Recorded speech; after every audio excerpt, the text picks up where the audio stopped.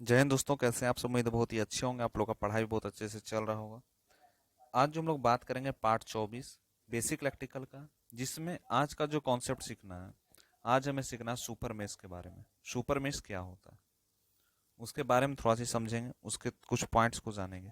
तो चले स्टार्ट करते हैं आज के क्लास को बिना देर किए हुए। तो सबसे पहले जानेंगे सुपर मेष होता क्या, what is the meaning of the super mesh. देखिए, सुपर मेष का मतलब समझिए कि सुपर मेष जो है एक इंडिपेंडेंट और डिपेंडेंट जो डिपेंडेंट और इंडिपेंडेंट क्या है, करंट है। ठीक है, करंट है, जो सोर्स है जो प्रेजेंट रहता है दो मेष के बीच में।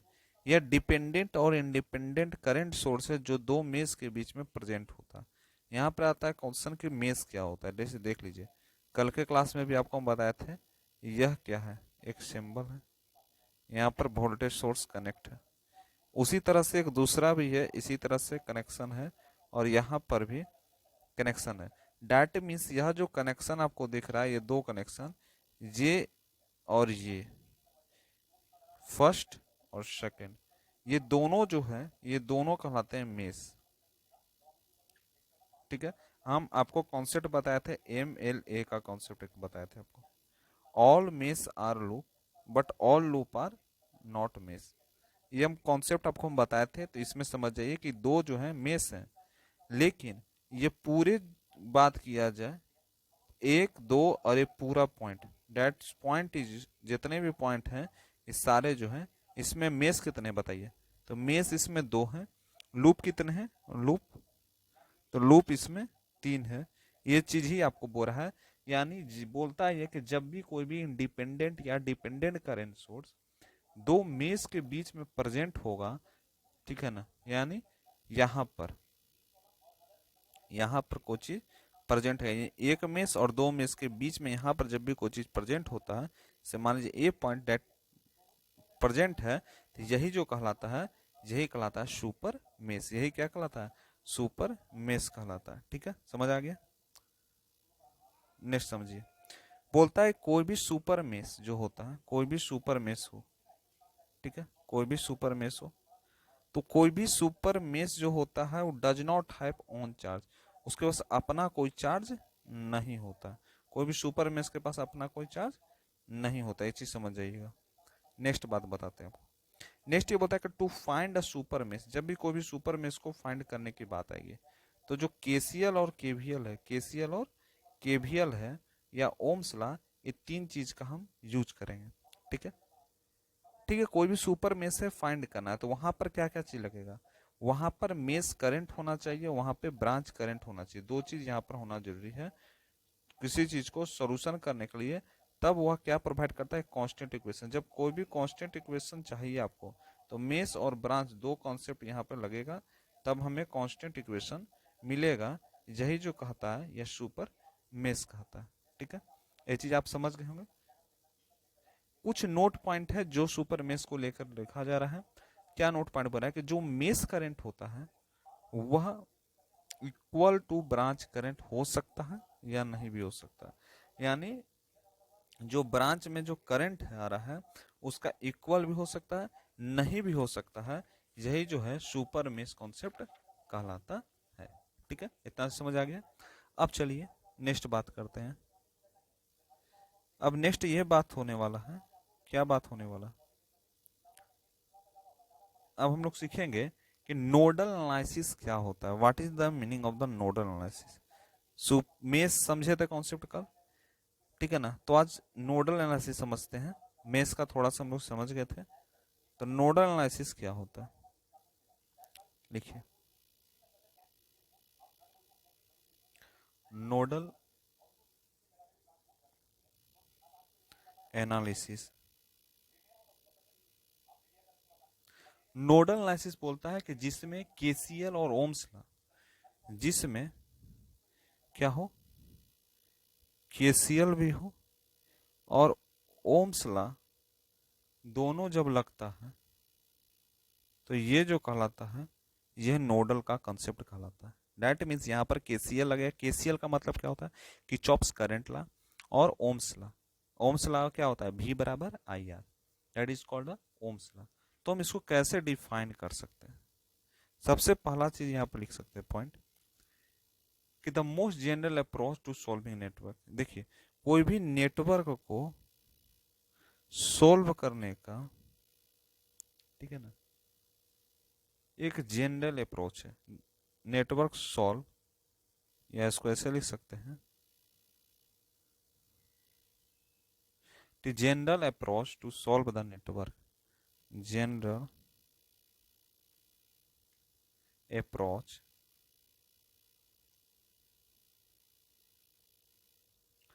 To solve the network. किसी नेटवर्क को सॉल्व करने का एक जनरल तरीका नोडल एनालिसिस कहलाता है। यह जो वैलिड होता है, कहाँ वैलिड होता है? Planar network as well as non planar network. It is valid, it is valid for planar network as well as non planar network, non planar network. यह वैलिड जो होता है प्लेनर नेटवर्क पे या नन प्लेनर नेटवर्क पे। यहाँ पर जो है यूज हम करते हैं, आपको हम बताए थे, it use to solve KCL plus Ohm's law. ठीक है, दो चीज से हम इसको सॉल्व कर सकते हैं। ठीक है, सॉल्विंग मेथड को समझिए। It is use to Kirchhoff's current law या ओम्स लॉ भी लिख सकते हैं। It is use to KCL and Ohm's law. It is use to KCL and Ohm's law. अब थोड़ी एक चीज समझिए कि हम किस तरह से इसको हम सॉल्व करते हैं। सॉल्विंग मेथड लिख सकते हैं। जैसे सबसे पहले हम क्या करेंगे, नोड को और नोड वोल्टेज जो दिया है साइन, सबसे पहले नोड को हमको पता लगाना है। जैसे मान लीजिए, क्या मानना है, देखिए एक को एग्जाम्पल के थ्रू समझेंगे हम लोग। एग्जाम्पल क्या बोलता है, जैसे मान लीजिए कि यह एक रेजिस्टेंस है और यह वोल्टेज सोर्स के साथ कनेक्ट है। वोल्टेज सोर्स को किससे डिनोट करते हैं? Vs से। इसके साथ यह कनेक्ट है और यहां पर क्या होता है, करंट सोर्स लगा हुआ है। ठीक है, और यहां से इसी तरह से यह फॉर्म हो रहा है, यानी रेजिस्टेंस लगा हुआ है और यहां भी एक रेजिस्टेंस लगा हुआ है। ठीक है, अब ये जो पॉइंट कहला रहा है, जैसे मान लीजिए कि इसमें जो जो चीज है इसका लिख दीजिए। यहाँ 6 ओम दे दिया है, अगर अगर यहाँ पर 10 ओम दे दिया है, अगर यहाँ पर 8 ओम दे दिया है और यहाँ पर 1 एम्पियर दिया है और यहाँ पर 3 वोल्ट का सप्लाई आ रहा है। ठीक है, तो यहाँ पर नोड कितने हैं? नोड कितने हैं बताइए हमको। नोड यहाँ पर 1, 2 और 3, 3 नोड है। एक नोड, 2 नोड और 3 नोड। ये हम आपको बताए थे केसीएल जब पढ़ाए थे, केवीएल जब पढ़ाए थे, उसी समय बताए थे कि नोड कितने हैं? 3 है। नोड की 3 है, लेकिन जो बीच वाला नोड होता है that is called a principal node. जो बीच वाला नोड होता है जिसको हम प्रिंसिपल नोड के नाम से जानते हैं। ठीक है, इसको हम कौन सा नोड के नाम से जानते हैं? प्रिंसिपल नोड के नाम से जानते हैं। इसे हम आपको कल के क्लास में, पिछले क्लास में बताए थे आपको। ठीक है ना, तो ये चीज समझ जाइए कि इसको हम प्रिंसिपल नोड के नाम से जानते हैं। तो प्रिंसिपल नोड क्या बोलता है? प्रिंसिपल नोड हमें ये बोलता है कि जैसे मान लीजिए कि 6 ओम है, 10 ओम है, यहाँ पर 1 एम्पियर खा रहा है, यानी यहाँ पर जो ये चीज पॉइंट कहला रहा है, ये पॉइंट यहाँ पर कहीं कंसेप्ट हो रहा है, that is the reference node. इधर रिफरेंस नोड, यह क्या है? रिफरेंस नोड है। इसको हम क्या सा नोड कहते हैं? रिफरेंस नोड कहते हैं। और यहाँ पर समझ जाइए, इस पॉइंट को, ये जो 2 है, इसी को तो हम कहते हैं that is the principal node.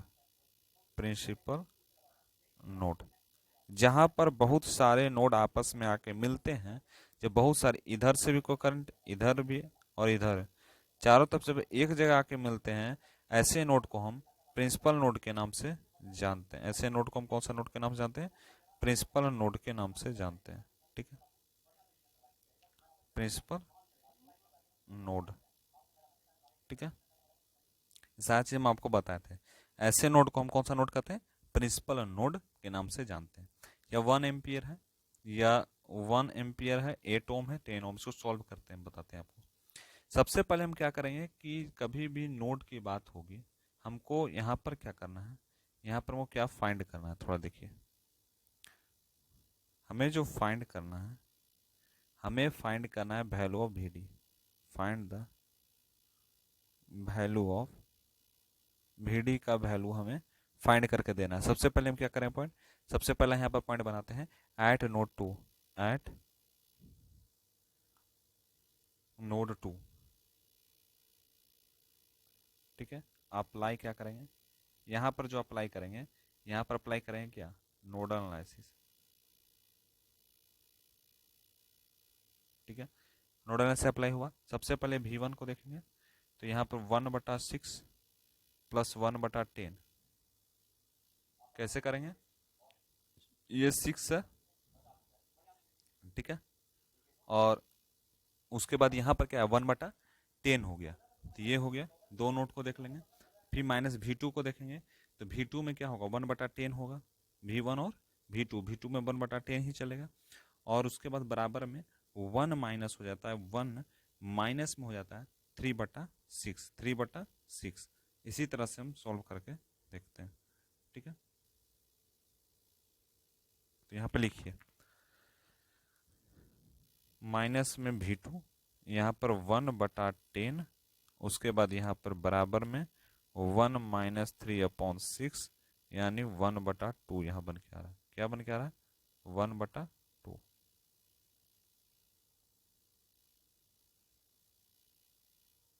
ठीक है, इतना समझ आ गया। अब इसको पूरा का एलसीएम लेते हैं, तो एलसीएम लेंगे तो कितना होगा, 16/60। इसको काटते हैं, उसके बाद यहाँ पे आगे बढ़ते हैं, तो यहाँ पर क्या बनेगा आपका, 4/15 बनेगा V1 के कॉन्सेप्ट में। यानी इसको समझो, उसके बाद इसको लिख देते हैं, ये V1 ही चलेगा, इसको पूरा मल्टीप्लाई करते हैं तो। और यहाँ पर माइनस में V2/10 चलेगा, और यहाँ पर बराबर में 1/2 चलेगा। ठीक है, इसको हम काटेंगे तो कितना हमको मिलेगा, हमको मिलेगा 4/15, 4/15 जो V1 है, माइनस में V2/10 बराबर में 1/2। तो यहाँ पर हमें क्या मिलेगा, एलसीएम लो पूरा का, तो लेने पर क्या होगा, 10 और 15। ठीक है ना, 1/2 बाहर ही चल रहा है, तो इसका हम ले लेते हैं। तो हमको क्या मिल रहा है, हमें जो यहाँ पर मिल रहा है वो 30 मिल रहा है। और इसको सॉल्यूशन करेंगे तो 8V1 माइनस 3V2 लिखाएगा। और जब हम इस बराबर में 1/2 जो चल रहा है वो चलते रहेगा, यानी यहाँ पर जो एक दूसरे को काट सकते हैं, तो कितना आएगा, 15 आ रहा है। कितना आ रहा है, 15 आ रहा है। डैट मीन्स यहाँ पर लिख सकते हैं 8V1 माइनस 3V2। 15 इधर चल गया, इधर से मल्टीप्लाई किए तो इधर हम क्या लिख सकते हैं, इसको हम लिख सकते हैं बराबर में 15। ठीक है, इक्वेशन नंबर फर्स्ट मान लेते हैं। तो जब हम उसके बाद क्या करेंगे, नोड 3 को देखेंगे, तो नोड 3 में क्या होगा, एट नोड 3। देखिए एक चीज़ हम बता देते हैं आपको, यहाँ पर जो रेफरेंस नोड होता है, रेफरेंस नोड जो है हमेशा जीरो होगा। यहाँ पर कुछ है, कोई भी सप्लाई नहीं आ रहा है, तो हमेशा करंट इसी तरह से फ्लो करेगा। तो रेफरेंस नोड यहाँ पर जीरो हो जाता है, तो यहाँ पर लिख दे सकते हैं V बराबर 0 वोल्ट। अब हम क्या करेंगे, नोड 3 अप्लाई करते हैं, नोड 3 पर, ये नोड 3 है। ठीक है, इस पे हम अप्लाई करते हैं, तो इसमें अप्लाई करेंगे तो V2 इसी तरह से लिखाएगा इंटू 1/10, 1/10 और प्लस में 1/8 होगा, यानी 1/10 और 1/8। इसी तरह से लगता है, कैसे लगता है, जब सीरीज में पैरेलल 1/R1 प्लस 1/R2 इसी तरह से चलता है। तो वही चीज़ यहाँ पर हम कर रहे हैं, वही चीज़ हम यहाँ पर कर रहे हैं। तो अब क्या करते हैं, एट नोड 2, एट नोड 3 पे ना 2 तो हो गया, अप्लाई नोडल, नोडल अप्लाई यहाँ पर करते हैं तो क्या होगा, V2 जो होगा, V2 वह 1/10 प्लस 1/8 माइनस में V1/10 बराबर में 0 हो गया। तो क्या हो गया, V बराबर हो जाएगा, क्या होगा, V है कि V2, V2 बराबर क्या होगा, 10 और 8 पूरा एलसीएम लेंगे तो 40, और यहाँ पर आ गया 10 चौके 40 प्लस 8 पचे 40 माइनस V1/10 बराबर 0 हो गया है। तो यहाँ पर पूरा कंसेप्ट लगाते हैं तो क्या होगा, इस सबको मल्टीप्लाई करो तो यानी V2 जो है वह क्या है, 5 + 4 यानी 9/40 माइनस V1/10 बराबर में 0 चल रहा है। ठीक है, तो फिर उसके बाद क्या होगा, इस दोनों को हम मल्टीप्लाई करते हैं तो क्या होगा, 9V2 और 4V1, ठीक है ना, 9/10 यानी 10 ये वाला है जो है पूरा, इसका पूरा का हम एलसीएम ले लेते हैं। तो जैसे एलसीएम लिए डेट मीन्स यहाँ पर पूरा एलसीएम ले लिए तो क्या आएगा 40, जैसे 40 है 9V2 माइनस 4V1 बराबर में 0 हो जाएगा। तो क्या होगा, -4V1 प्लस में 9V2 बराबर में 0, इक्वेशन अगर सेकंड मान लेते हैं। उसी तरह से हम इक्वेशन फर्स्ट और सेकंड को लेकर चलें तो इक्वेशन फर्स्ट हमें क्या मिला है, इक्वेशन फर्स्ट हमको जो मिला है वह कहाँ हो गया, इक्वेशन फर्स्ट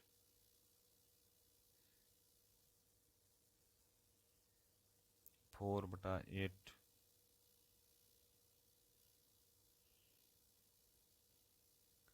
है ना। तो यहाँ पर जो था 9/10 अप्लाई नोड अप्लाई करेंगे, V2/1/10 हो गया, -1/3 1/2 हो गया, 16 हुआ या 19 1/2 हो गया। तो यहाँ पर क्या हो गया, V2/10 बराबर 1/2 16/60, तो 4/15 V1 माइनस V2/10 बराबर 1/2। ठीक है, तो यहाँ पर हो गया, यहाँ पर देखो छूट गया, डिलीट हो गया। देखिए यहाँ पर क्या है, 4/15 V1 माइनस V2/10 बराबर 1/2, इस तरह से हो गया। तो इसको हम क्या करते हैं, इसको हम सोल्यूशन करते हैं पहले। तो यहाँ पर क्या करेंगे, 8V1 हो जाएगा -3V2, कैसे होगा, नीचे जब एलसीएम 30 आएगा 30 एलसीएम ले लेते हैं, और यहाँ पर 1/2 चला है, 2 से कट गया 15 आ गया, यानी आ गया 8V1 माइनस 3V2 बराबर 15, इक्वेशन नंबर फर्स्ट। तो इक्वेशन नंबर फर्स्ट ये हो गया, इसको ले लेते हैं।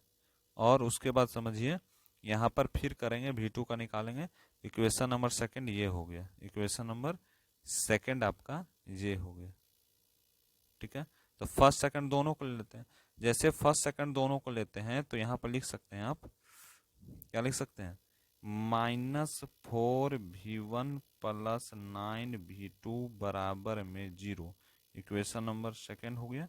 और इक्वेशन नंबर फर्स्ट कितना दिया, 8V1 माइनस 3V2 बराबर 15, इक्वेशन नंबर फर्स्ट हो गया। जब इसको हम पूरा कैंसिल करते हैं, पूरा जब पुट करते हैं तो हमको जो मिलेगा V1 और V2 का मान कितना मिलेगा। ठीक है ना, यहाँ पर देखो यहाँ 4 आ गया तो माइनस हो गया 8 9 10 11 12, ठीक है ना। ठीक है, तो इसको हम क्या करेंगे उसके बाद, तो इसका मान जो आएगा V1 का जो मान इसमें आ जाएगा जब सॉल्व करेंगे 2.25 वोल्ट, और V2 का मान जो आएगा 1 वोल्ट। यही आपका जो है पूरा आंसर बन के आ गया। ठीक है, ये चीज हम आपको बोल रहे थे। अब क्या समझते हैं, ये सारा चीज हम लोग पढ़े, यह पढ़े हम लोग नोडल एनालिसिस में। नोडल एनालिसिस क्या होता है, सुपर मेश क्या होता है, सुपर मेश के क्या नोड पॉइंट है, कैसे नोडल एनालिसिस को हम सॉल्व कर सकते हैं, ये सारा चीज हम लोगों ने देखा। अब क्या देखेंगे हम लोग, super node concept. Super node concept क्या होता है तो अगला लेक्चर में देखेंगे। ठीक है, तो आप लोग कैसा लगा आज का क्लास, नीचे कमेंट करके जो बताइएगा। मिलते हैं क्लास में। Thank you.